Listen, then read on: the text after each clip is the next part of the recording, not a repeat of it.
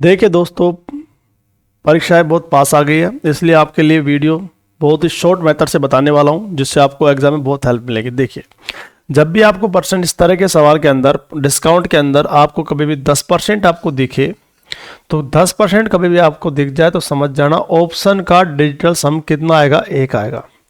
इसका डिजिटल सम देखिए, डिजिटल सम का मतलब मैं आपको थोड़ा सा बता देता हूँ। इनको जोड़ेंगे, 4 में आप 0 जोड़ोगे तो बोलो क्या आएगा, 4। डायरेक्ट जोड़ूंगा लेकिन मैं बता देता हूँ डिजिटल सम कैसे निकाला। 4 है तो इसका डिजिटल सम 4 है, तो ये आंसर गलत है। ऐसे यहाँ पे देखो 5 और 4 9, तो 9 का मतलब डिजिटल सम में क्या होता है, 0, तो ये भी गलत है। अब यहाँ देखो 8 8 16 3, 16 3 कितना 19, 8 8 16 3 19, 19 को जोड़ेंगे 9 और 1 जोड़ेंगे तो 10, और 10 1 और 0 जोड़ेंगे तो डिजिटल सम कितना 1, तो इसका मतलब ऑप्शन क्या होगा, सही। यहाँ देखो 6 6 12 3 15, 15 को जोड़ेंगे तो 5 और 1 कितना 6, तो ये भी क्या हो गया, गलत।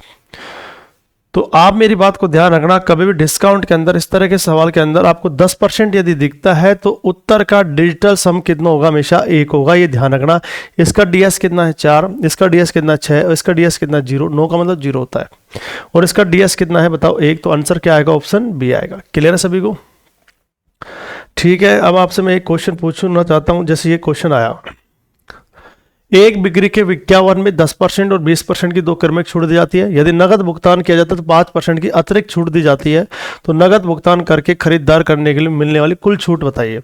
तो मैंने जैसे ही देखा यहाँ पे कितना परसेंट है, 10%। तो जब भी आपके पास 10% आएगा तो ऑप्शन का डिजिटल सम कितना आएगा, 1, वो आंसर क्या होगा, सही होगा। देखो 4 + 0, तो यहाँ पे कितना आएगा, 4, गलत है। 5 और 3 8, यहाँ पे 8 आएगा, गलत है। देखो 6 और 3 9, 6 और 3 9 का मतलब 0, तो यहाँ डिजिट सम कितना है 1, और 3 और 2 5, यहाँ डिजिट सम कितना है 5, तो ये भी गलत है। कौन सा ऑप्शन आएगा, सी। कुछ करने की आवश्यकता नहीं है। जैसे अगला क्वेश्चन मैं आपको एक और बताना चाहूंगा। तो ये डिजिटल सम, आपको इस बात का ध्यान रखना है इस क्वेश्चन का। अगला क्वेश्चन मैं आपसे पूछना चाहूँ, जैसे ये वाला, जैसे ये क्वेश्चन हमारे पास आया तो कुछ करने की आवश्यकता नहीं है। ये क्वेश्चन है x² + 11 xy + 24 y² के गुणनखंड क्या होंगे।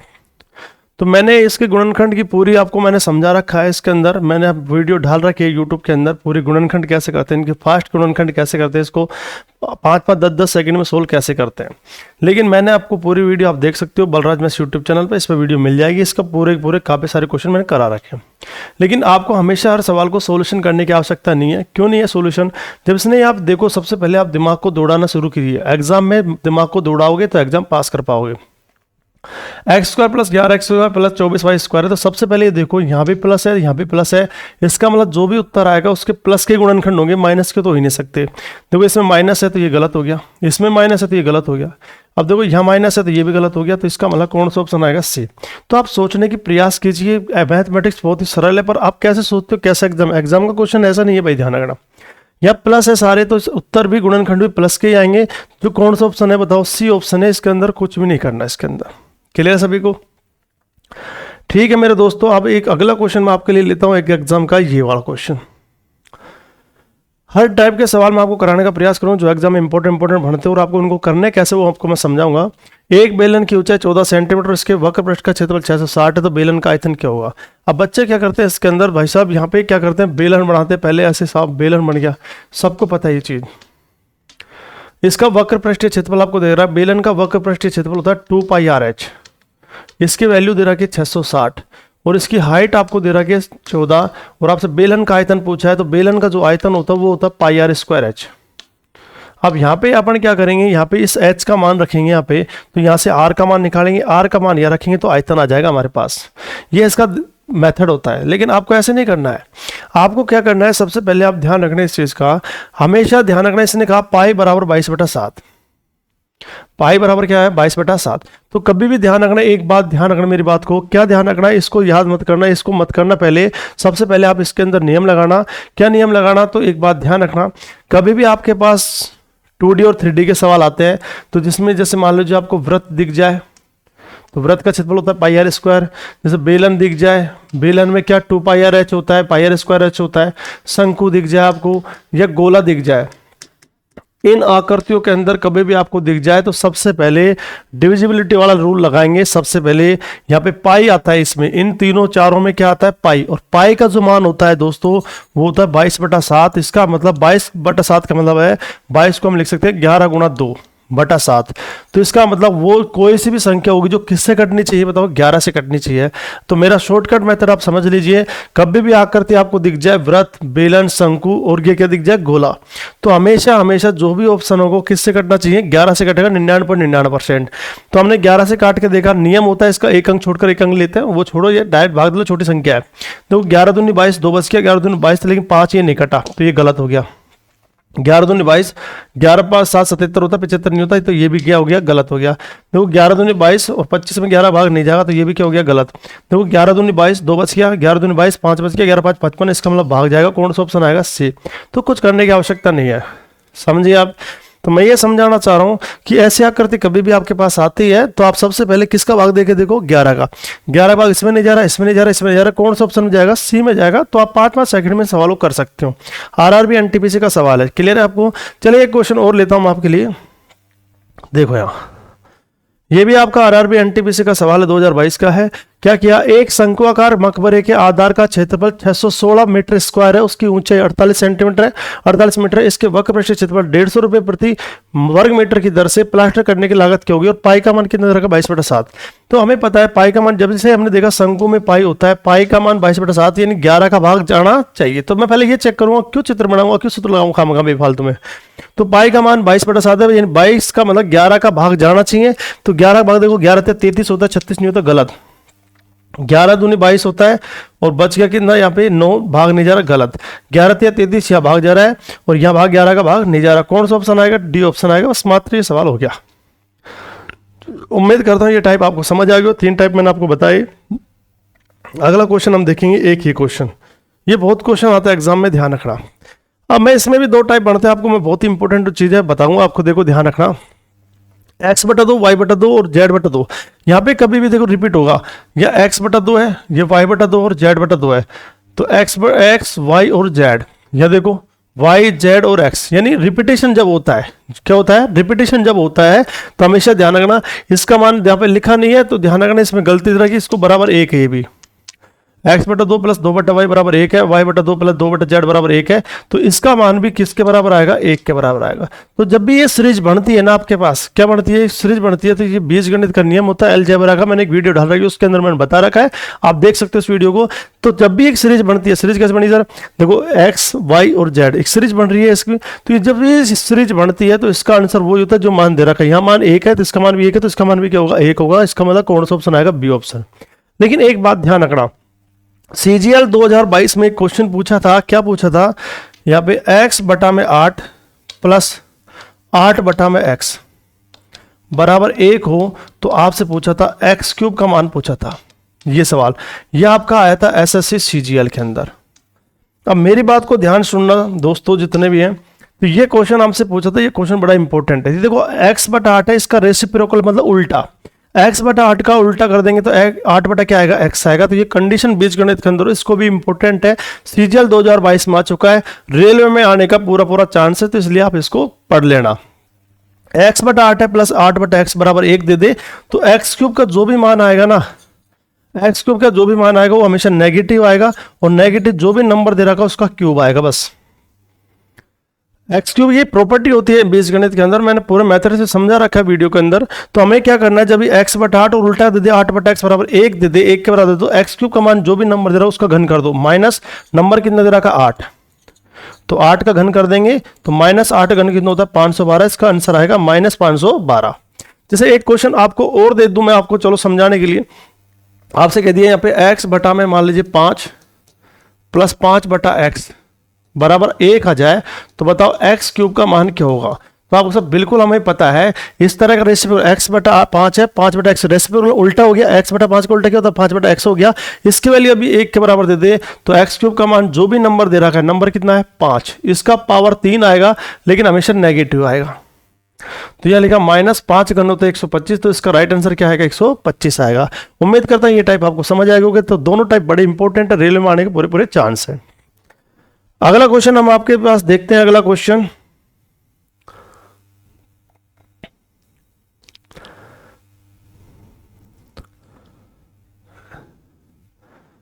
देखो ये क्वेश्चन बीजगणित का ये क्वेश्चन है, निम्नलिखित को हल कीजिए। तो इसमें ज़्यादा छोड़ने की जरूरत नहीं है, आपने पढ़ा होगा जैसे आपको पता है।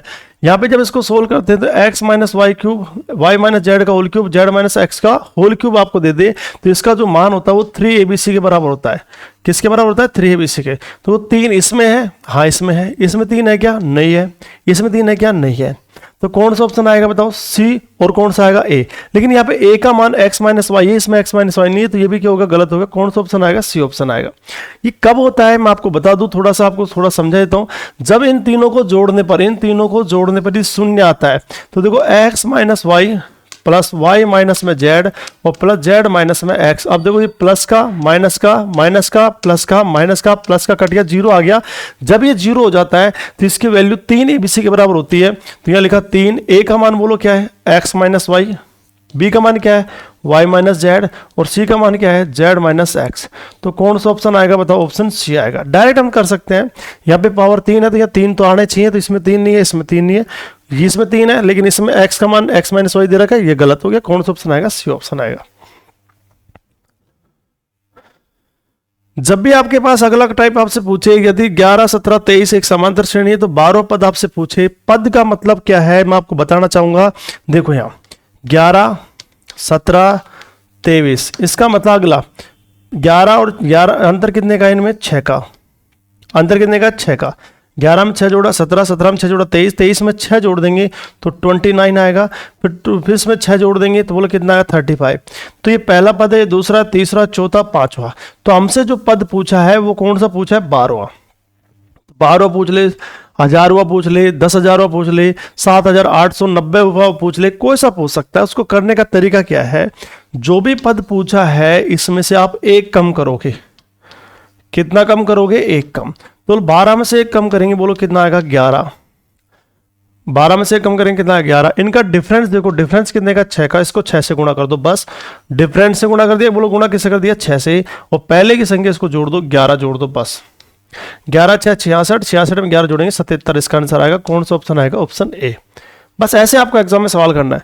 कभी भी आपसे पद पूछे, क्या पूछे? पद, तो क्या करना है आपसे? बिल्कुल पद हमसे पूछेगा तो सबसे पहले जो भी पद उसमें से एक कम करेंगे। बोलो एक कम करते कितना आएगा?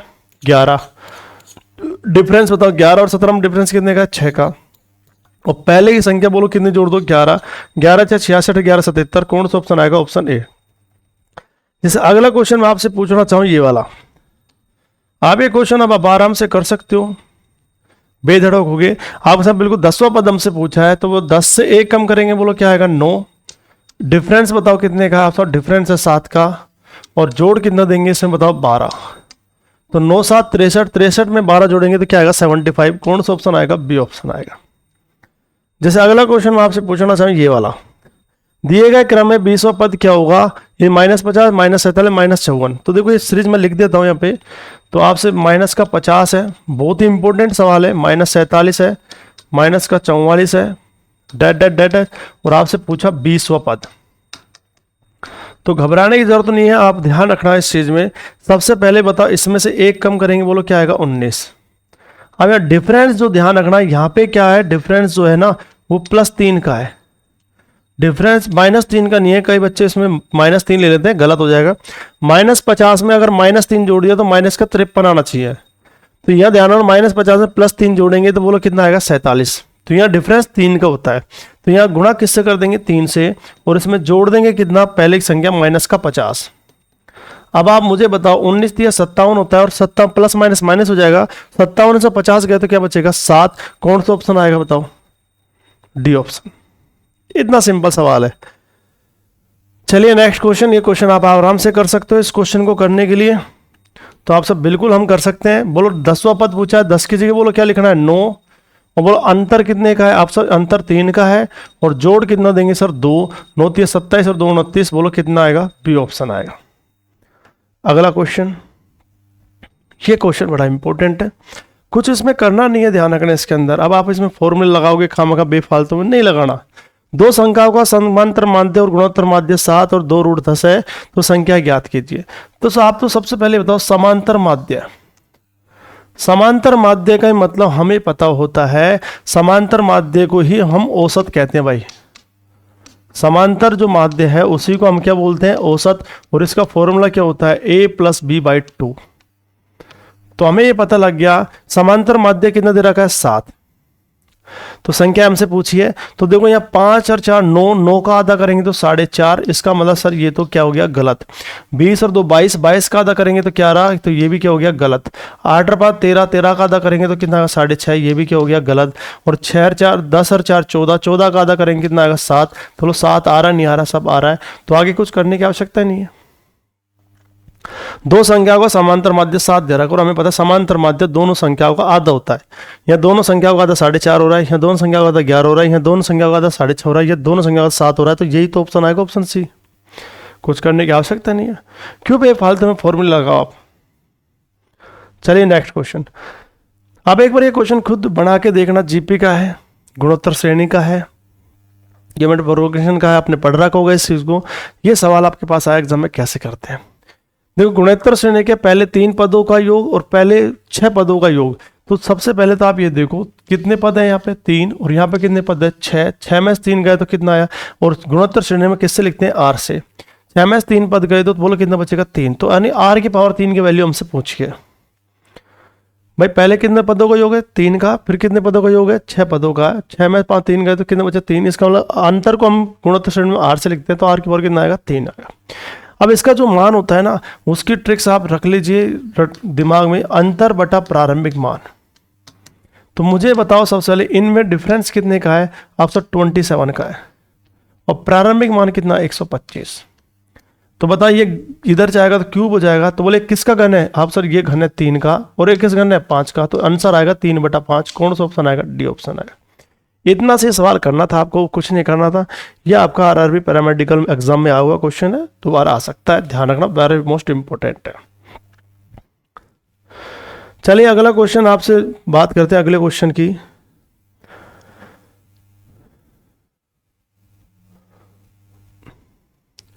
एक ये परसेंटेज का सवाल है जो बहुत ही ज्यादा एग्जाम में आता है। इस क्वेश्चन को कैसे करना है वो आप देखिए। 2 छात्रों ने एक प्रवेश परीक्षा में भाग लिया, उनमें से एक ने दूसरे से 15 अंक अधिक प्राप्त किए, उसके अंक उन दोनों के अंकों का योगफल का 80% है, तो उनके द्वारा प्राप्त किए गए अंक क्या होगा। बिल्कुल सिंपल सा सवाल है, इसके अंदर कुछ करना नहीं है। तो हमें 2 स्टूडेंट है, ये पहला स्टूडेंट है और ये दूसरा स्टूडेंट है। उसने साफ साफ कहा उसके अंक का मतलब पहले वाले के अंक, उनके अंकों का योग का 80% है, टोटल परसेंट 100 होता है। जब इसने भैया 80% लेके आया, ये 80%, तो भैया ये कितने परसेंट लेके आएगा, 20%। आप सब कैसे लेके आया, आपको भी इतना तो पता होगा। जब ये 20% लेके आया, ये 80% लेके आया, तो 100 में से 80 गए तो क्या बचेगा, 20 बचेगा। तो ये काटा 20 एकम 20 और 20 चौका 80, तो इसका मतलब इसके 4 और इसके 1 है, तो अंतर कितने का, 3 का। और 3 का वैल्यू हमको दे रखा है, बोलो कितना दे रखा है, 15। 3 एकम 3 और 3 पंजे 15, तो 1 का मान कितना आ गया बताओ, 5।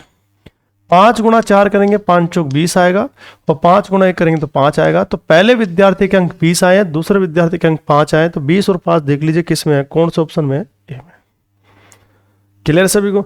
अब ये मत सोचना ये कि 5 फैला गया 20 फैला गया, उनके द्वारा प्राप्त किए गए अंक होंगे 20 और 5 होंगे। क्लियर है आपको। 80% वाले के ज़्यादा आएंगे और कम परसेंट वाले के कम आएंगे। चलो मैंने एक क्वेश्चन और लिया आपके लिए। 2 विद्यार्थी एक परीक्षा में शामिल होते हैं, एक छात्र को दूसरे से 9 अंक अधिक प्राप्त किए और उसके अंक दोनों के अंकों को 56%। आप खुद बना के देखने इस सवाल को एक बार, है ना। तो देखो सबसे पहले हमने 2 विद्यार्थी हमने लिए, पहले के हमारे पास है 56, तो दूसरे के होंगे 44। आप कहो सर कैसे, 100 में से 56 घटा दो 44 आ जाएगा। क्लियर है। तो एक 4 से काटेंगे, 4 एकम 4, 4 चौक 16, 4 से काटेंगे 11। तो मतलब इनमें डिफरेंस कितने का है, 3 का। और 3 की वैल्यू कितनी दे रखी है आपको, 9। 3 की वैल्यू कितनी दे रखी है, 9। तो 3 एकम 3 और 3 3 9, तो 1 की वैल्यू कितनी आ गई, 3 आ गई। 3 गुणा 14 करेंगे तो बोलो कितना आएगा, 42। और 3 गुणा 11 करेंगे बोलो कितना आएगा, 33। तो उसके जो अंक होंगे वो 42 और 33 होंगे। कौन सा ऑप्शन आएगा, ऑप्शन ए। उम्मीद करता हूं इसके आप एक्स मानने की आवश्यकता नहीं है, इसको शॉर्ट कर सकते हो आराम से। देखिए दोस्तों नेक्स्ट टाइप अगला क्वेश्चन, ये भी बड़ा इंपॉर्टेंट क्वेश्चन है, एग्जाम में काफी बार आ चुका है और काफी आता है एग्जाम के अंदर। एक छात्र ने किसी परीक्षा में 65% अंक प्राप्त किए, परंतु अहर्ता अंकों से, अहर्ता का मतलब है मिनिमम पास मार्किंग, कुछ 20 अंक कम थे। दूसरे छात्र ने उसी परीक्षा में 80% अंक प्राप्त किए और अहर्ता अंकों से 10 अंक अधिक, यानी पास होना है 40 पे। एक क्या है 38 मान लो, और एक क्या है 45। तो 40 पर पास होना है, एक के 38 है तो उसको 2 चाहिए, और 45 है उसको 5 कम कर देंगे तो वो भी पास और वो भी पास। तो क्या करना है, ऐसे सवालों में कभी भी आपसे कुल अंक पूछे, कुल अंक का मतलब कुल पूर्णांक आपसे पूछे, कुल पूर्णांक, कुल पूर्णांक आपसे पूछेगा, क्या पूछेगा 100% है।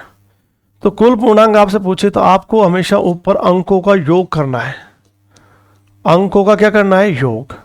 आप डायरेक्ट लिख देना इस चीज को, अंकों का योग करना है ऊपर। तो अंक देखो, एक तो 20 है और एक अंक 10 है, तो 20 और 10 कितने होंगे, 30। ठीक है भाई, अंकों को जोड़ना है और परसेंटेज का अंतर लेना है। तो लो परसेंटेज 80 और ये कितना है 65, 80 में से 65 क्या है तो कितना है 15, और पूर्णांक गुणा किससे कर दो, बस 100 से।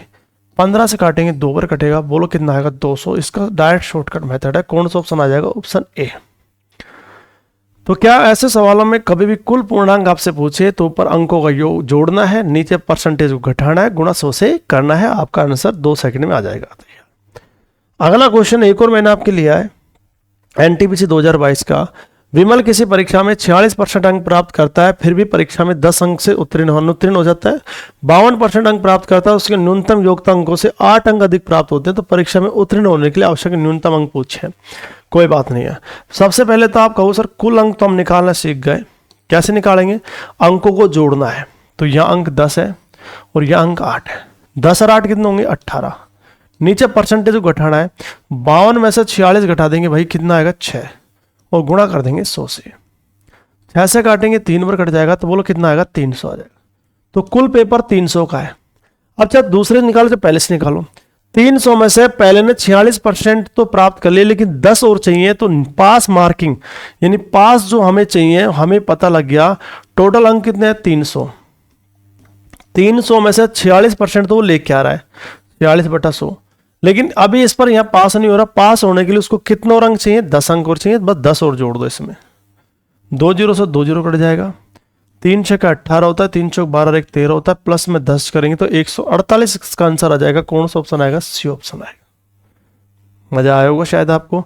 एक और क्वेश्चन आप देखिए इस तरह का, बड़ा इंपॉर्टेंट है।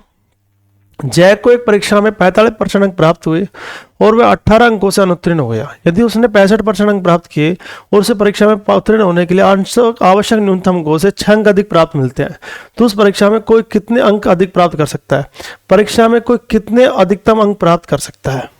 क्लियर है आपको? तो इसमें आराम से आप कर सकते हो। ये सवाल आप HW है, आप मुझे करके कमेंट्स में बताना इसका आंसर क्या आएगा, तो आराम से आप इस सवाल को कर सकते हो।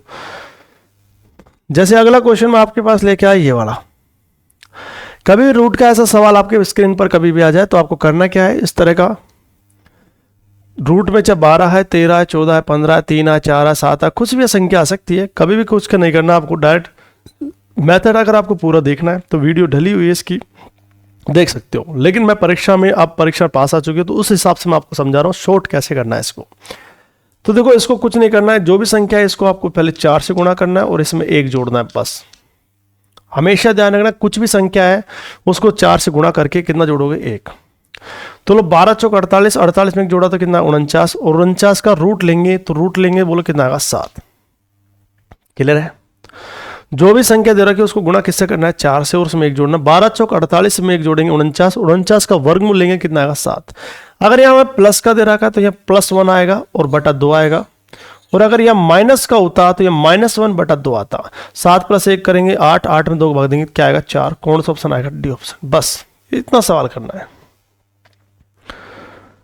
जैसे ये सवाल आया तो मुझे बताओ मैंने क्या बताया, इसको गुणा किससे करना है 2 से, और इसमें मैंने आपको कहा सॉरी गुणा किससे करना है 4 से,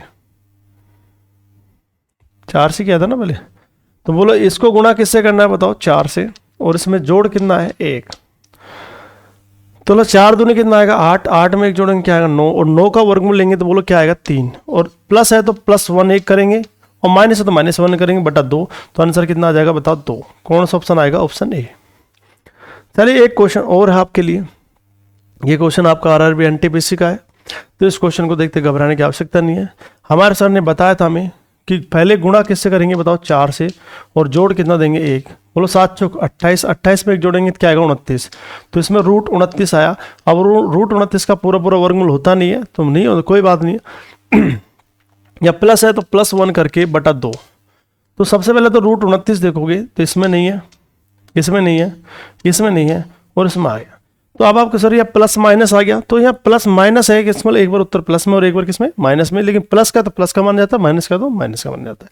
तो कौन सा ऑप्शन आ जाएगा? ऑप्शन बी आ जाएगा। ठीक है, √29 केवल इसी में है। उम्मीद करता हूँ कि वीडियो आपको अच्छी लगी होगी। अगर वीडियो अच्छी लगी और आपको ऐसी वीडियो और देखनी है तो आपको पता है मेरी शर्त होती है एक, जब तक वीडियो को 50 से ज़्यादा शेयर नहीं करोगे और 100 से ऊपर लाइक नहीं आएंगे और 2000 से ज़्यादा व्यूज़ नहीं आएंगे, तब तक मैं अगली वीडियो नहीं डालता। ये कंडीशन फॉलो होती है तभी मैं अगली वीडियो आएगी। अब ये वीडियो की अगली वीडियो तभी आएगी जब ये फॉलो होंगी कंडीशन। देखिए अगला क्वेश्चन, जैसे ये क्वेश्चन आपके पास आया 0.5 के मान बताओ, इसका रूट बताना है। तो इसमें करना कुछ नहीं होता, कभी भी आपको जैसे इसने पूछा 0.5 का रूट बताओ तो 0.5 मत लगाओ, इसको 0.5 मत मानो, इसको मानो 50। इसको कितना मानो? 50। 50 जो है ना भाई दोस्तों, सबसे पहले ध्यान रखना, ये 7 का वर्ग कितना हुआ? 49। 7 का वर्ग बोलो कितना होता है? 49। और 8 का वर्ग कितना होता है? 64। अब ये किसके पास है? 50 जो है 49 के पास है, 64 के पास है। तो आप कहो सर 49 के पास है, तो ये तो गलत हो गया, इसका मतलब यही आंसर है। तो ये किसका वर्ग है बताओ? 7 का। तो जब 7 है, यहाँ पे आपने 0 लगाई, 5 का तो यहाँ भी 0 लगा दो। इसका मतलब जो भी उत्तर होगा 0.70 के पास होगा। देखो ये 78 है, गलत है। ये 89 है, गलत है। 94 गलत है। ये 70 है। कौन सा ऑप्शन आएगा? Option A. बस इतना सा करना था। क्या किया एक बार वापस समझ लीजिए इस चीज को। संख्या 0.5 है तो सबसे पहले 0.5 है ना, इसको आप बढ़ाओ 50, पॉइंट इधर बढ़ा दो, इसको 50 लिख दो। अब 50 जो है वो हमें पता है 7 का वर्ग होता है 49 और 8 का वर्ग होता है 64। तो 50 64 के पास है, 49 के पास है, 49 पास, तो इसका मतलब ये तो गलत हो गया। तो इसका मतलब जो भी आंसर आएगा वो 7 के यानी 7 और यस के आगे यहाँ 0 लगा दो, यहाँ पॉइंट लगा दो, 0.70 के पास होगा। तो बोलो कौन सा ऑप्शन आएगा? Option A.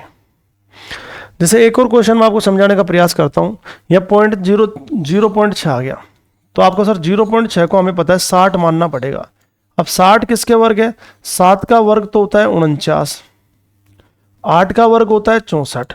आपके पास सर ये 64 के पास है 60 जो है, इसका मतलब इसका वर्गमूल जो आएगा वो 8 और यहाँ ये लगाएंगे 0 और यहाँ लगाएंगे पॉइंट 80 के पास आएगा। तो मुझे था ये तो 0.89 9 ज़्यादा है, ये 94, ये 14 ज़्यादा है, ये 7 ज़्यादा है और ये केवल 3 का डिफरेंस है। देखो यहाँ 80 और 77 में डिफरेंस कितने का? 3 का। इसका मतलब सबसे पास यही है। इसका मतलब कौन सा ऑप्शन आएगा? डी ऑप्शन आएगा। जैसे देखो 0.8 का देखिए, तो सबसे पहले आप सर 0.8 हमारा, इसको मानेंगे सर हम 80। 80 हमें पता है सर 8 का वर्ग होता है 64 और 9 का वर्ग होता है 81। तो सर हमें पता लग गया 80 जो है वो 81 के पास है। इसका मतलब ये तो गलत हो गया। इसका 9 लिखा, यहाँ 0 लगाएंगे, पॉइंट लगाएंगे, तो 0.90 के पास देख लो। तो 0.90 के पास ये तो 98 ज़्यादा हो गया, ये भी कम हो गया, ये भी कम हो गया, यही आंसर आएगा 89 के पास है ये बिल्कुल। तो इसका मतलब ये बिल्कुल क्या होगा? सही होगा। उम्मीद करता हूँ आपको ये समझ आ गया होगा। अगला टाइप आप देखिए ये वाला, ये आपसे पूछेगा, बड़ा इंपॉर्टेंट टाइप है। इसके अंदर करना क्या है? बहुभुज का मतलब जानते हो, जैसे ये आकृति है, ये बहुभुज है, इसमें कितनी भुजाएं? 5। ये इसमें कितनी भुजाएं? 6। ऐसे भुजाओं की संख्या पूछता है, इसको बोलते हैं बहुभुज। तो इसमें करना कुछ नहीं है, एक बात आपको समझनी है, एक बस इतना ध्यान रखना, ये आंतरिक कोण और एक होता है बाह्य कोण। आंतरिक कोण और बाह्य कोण, इनका टोटल जो होता है वो होता है 180 डिग्री। आंतरिक कोण और बाह्य कोण का योग कितना होता है? 180 डिग्री। तो मुझे तो आंतरिक कोण का मान कितना है? 135। तो यहाँ लिखा 135। तो 180 में से 135 घटा देंगे तो बोलो कितना आएगा भाई? 45। क्लियर है आपको? बोलो आंतरिक कोण का मान कितना दिया इसने? 135। तो बाह्य कोण कितना आएगा? 45। 100, इन दोनों का योग 180 होना चाहिए। 101 ये दे देगा तो ये पूछेगा, ये दे देगा तो ये पूछेगा। तो हमने यहाँ आंतरिक कोण 135 दिया, 180 में से 135 घटा दी तो कितना है? 45। 45 से 1 बार कटेगा, 45 से 3 बार कटेगा। बस ये रेशो आपको चाहिए, अनुपात। जब आपके पास आंतरिक कोण बाह्य कोण का अनुपात आ जाए तो समझ जाना भुजाओं की संख्या आ गई। हमसे भुजाओं की संख्या पूछी है तो कुछ नहीं करना, जो बाह्य कोण है इसको डबल करना, हमेशा 2 बनाना है। तो बाह्य कोण को जब 2 बनाएंगे दोस्तों, तो 2 को इसको बनाएंगे तो इसको 2 से गुणा करेंगे, तो बस यहाँ पे 3 दूनी 6, 2 एकम 2, तो 6 और 2 8, तो भुजाओं की संख्या कितनी होगी 8 होगी। कौन सा ऑप्शन आएगा? सी ऑप्शन आएगा। चलिए एक क्वेश्चन और है, तो बोलो एक समबाहु प्रति अंत्य कोण, तो हमको दे रखा है इसने अंत्य कोण। अंत्य कोण और कौन सा है? बाह्य कोण। शॉर्टकट लिख देता हूँ, अंत्य कोण है 144, तो बाह्य कोण कितना आएगा? 36। 180 में 44 घटा 36 आ गया। या काटेंगे, 36 से कटेगा एक बार और 36 से कटेगा 4 बार। जब भी हमारे पास अनुपात आ गया तो हमेशा बाह्य कोण को डबल बनाना है, 2 बनाना है, तो इसको गुणा कर देंगे 2 से, इसको गुणा कर देंगे 2 से, तो यहाँ कितना आएगा 8 और यहाँ कितना आएगा 2, तो बोलो आंसर कितना आएगा 10। कौन सा ऑप्शन आएगा बताओ? डी ऑप्शन आएगा। मजा आया आपको? यदि एक नियमित बहुभुज की बाहरी कोण 40 है और बाह्य कोण इसको देखो, अब की बार इसने दिया आंतरिक कोण और बाह्य कोण, इसका मान 40 है तो इसका मान कितना आएगा? 140 आएगा। 0 से 0 कट गया और किससे कटेगा? 2 से। 2 से काटेंगे 2 बार, 2 से काटेंगे 7 बार, और 2 ऑलरेडी बना आ गया हमारे पास, कोई दिक्कत नहीं है। 7 + 2 कितना होगा? 9। कौन सा ऑप्शन आएगा? सी ऑप्शन आएगा। चलिए एक क्वेश्चन और है, आपको डायरेक्ट इसने रेशो दे रखा है, तो इसने अंत्य कोण और बाह्य कोण का डायरेक्ट इसने रेशो दिया, 4 अनुपात कितना दिया? 1, तो इसको कितना बढ़ाना है? 2, इसको कितना बढ़ाना है? 2, तो यहाँ कितना आएगा? 8 और यहाँ कितना आएगा? 2, 8 और 2 कितना आएगा? 10। कौन सा ऑप्शन आएगा? बी ऑप्शन आएगा। उम्मीद करता हूँ ये बात आपको समझ आ गई होगी। एक क्वेश्चन और देखिए, एक टाइप और करा देता हूँ, टाइम थोड़ा कम है, क्लास लेनी ऑफलाइन इसलिए टाइम कम है मेरे पास, पर फिर आपको ये अब मैं टाइप एक समझा देता हूँ। एक बड़ा इंपॉर्टेंट लॉजिक आप समझिए मेरे पास। अगर ये लॉजिक आपने समझ लिया ना तो ये क्वेश्चन सेकंडों में कर दोगे। कैसे कर दोगे? सेकंडों में। क्या है, अगर कोण आपके पास 30 डिग्री से 60 डिग्री हो जाता है, 30 से 60 हो जाए या 60 से 30 हो जाए, तो हमेशा जो हाइट निकलेगी, क्या निकलेगी? ऊंचाई, वो दूरी जो भी आपको दे रखी है उसका हाफ कर देना, और उसको गुणा √3 से कर देना, बस इतना ध्यान रखना। अगर आपके पास कोण 30 से 45 डिग्री हो जाता है, 45 से 30 हो जाए, 30 से 45 हो जाए, इनके बीच की जो दूरी है, तो हाइट निकालेंगे तो इनकी बीच की दूरी का क्या करना है? हाफ करना है और गुणा कर देना है √3 + 1 से। और अगर मान लीजिए तीसरी कंडीशन आपको मैं बता दूं, 45 से यदि 60 दे दे तो क्या कर, ऊंचाई आपको निकालनी है, तो इनकी बीच की जो दूरी होगी, कोण बदलने से जो बीच की दूरी होगी उसका हाफ करना है, और यहाँ पे √3 और √3 + 1, यानी कि इसको डायरेक्ट कर सकते हैं, √3 3 होगा, तो 3 + √3 से गुणा कर देना, बस 3 + √3 से क्या कर देना? गुणा। ये 3 कंडीशन आप समझ लीजिए, क्या बहुत ही इंपॉर्टेंट है। क्या करना है, जब भी कोण आपसे 30 से 60 डिग्री होगा, जब कोण 30 से 60 डिग्री होगा या 60 से 30 डिग्री हो तो दूरी चलेगा, जो भी दूरी इनके बीच में होगी उसका हाफ करके गुणा √3 से कर दो, उसकी हाइट आ जाएगी बिल्कुल परपेंडिकुलर। यानी कि ऐसे ही चित्र है, यहाँ पे 30 डिग्री का और यहाँ पे मान लो 60 डिग्री का, तो 30 से यहाँ पे 60 हो गया, तो जब ये दूरी जो चलेगा इसका हाफ करके ये ऊंचाई निकाल, ये पूछेगा 30 से 60 हो गया, तो ये ऊंचाई आपसे पूछी है, तो इस दूरी का हाफ करके √3 से गुणा कर दो, ये ऊंचाई आ जाती है। बस क्लियर है आपको? क्या हुआ, मैं आपको समझिए। अगर मान लीजिए आपके पास ये चित्र है, आपके पास यहाँ कोण 30 और यहाँ 45 है, तो यहाँ पे जो दूरी चली है ना, ये दूरी चली है, इसकी ऊंचाई आपको निकालनी है, तो इस दूरी का क्या करना है? हाफ करना है और गुणा √3 + 1 से कर देना है। तो बस इतना सा आप समझिए क्या समझा रहा हूँ। जब भी कोण 30 से 60 हो जाता है, तो जो भी इनके बीच की दूरी है उसका हाफ करके √3 से गुणा कर दो, उसकी हाइट आ जाती है। 30 से 45 हो जाता है, तो जो भी बीच की दूरी दे रखी है इनकी उसका हाफ करके √3 + 1 कर दो, और 45 से 60 हो जाते हैं, तो जो भी दूरी दे रखी है उसका हाफ करके 3 + √3 से गुणा कर दो, आंसर आ जाएगा। अब देखो यहाँ पे देखा 30 से कितना हो गया? 60, तो मुझे पता लगा 30 से 60 हुआ है, तो जो भी दूरी दे रखी है उसका हाफ करके केवल √3 से गुणा करूंगा, तो इसका हाफ करूंगा। 40 √3 का हाफ कितना होता है? 20 √3, और इसको गुणा किससे कर दूंगा बताओ? √3 से कर दूंगा। √3 3 होगा, 20 कितना होगा? 60। कौन सा ऑप्शन आएगा? B option. बस लॉजिक खत्म। ये देखो यहाँ 45 से कितना हो गया? 30 हो गया, 45 से 30 हो गया, तो मुझे बताओ इसका क्या करेंगे? हाफ। बोल 50 का हाफ कितना होता है? 25, और इसको गुणा किससे करेंगे बताओ? √3 + 1 से। बस यही आपका आंसर है। बोलो कौन सा ऑप्शन आएगा? B option. बस लॉजिक समझिए आप इस चीज का। देखिए 60 से 30 दोबारा आ गया, 30 से कितना हो गया? 60, तो हमें पता है हाफ करेंगे, तो 40 का हाफ कितना होगा? 20, और गुणा किससे होगा? √3 से। तो 20 √3 देख लो, 20 √3 नहीं दिया, तो तो 20, तो इसको 20 गुणा में 1.732 इसका मान रख दिया इसने, गुणा करेंगे 0, 2 दूनी 4, 2 तिया 6, 2 7 14 और 2 दूनी 3, तो ये आएगा 3 के बाद 34.64। देख लीजिए कौन सा ऑप्शन आएगा, डी ऑप्शन आएगा। ये मान आपको याद होने चाहिए। कौन से, √2 बराबर 1.414, √3 बराबर 1.732, √5 बराबर 2.236। आपको सारे मान जो मैंने पूरे लिखवा रखे वीडियो के अंदर, कम से कम 20 तक लिखवा रखे, वो याद होने चाहिए आपको ये वाले तो, और निकाल भी सकते हैं इनको अपन। जैसे ये क्वेश्चन आ गया 45 से बोलो कितना हो गया बताओ 60। जब भी 45 से 60 होगा, जो भी आपको दे रखा है दूरी या टाइम, उसका आप करो, हाफ कर दिया, और हमें पता वो किससे गुणा होता है, 3 + √3 से। ऐसा ऑप्शन ये गुणा कर रखा है 5 को, ये आंसर आ गया। 5 गुणा 3 करेंगे 15, और 5 को इससे गुणा करेंगे तो 5 √3 आएगा। बोलो कौन सा ऑप्शन आएगा, 15 + 5 कौन सा ऑप्शन है, ऑप्शन ए। तो इसी तरह की मज़ेदार वीडियो देखने के लिए आप बलराज मैथ्स यूट्यूब चैनल को शेयर कर सकते हो, लाइक कर सकते हो और कमेंट्स कर सकते हो। वीडियो अच्छी लगी तो वीडियो को जरूर शेयर कीजिए।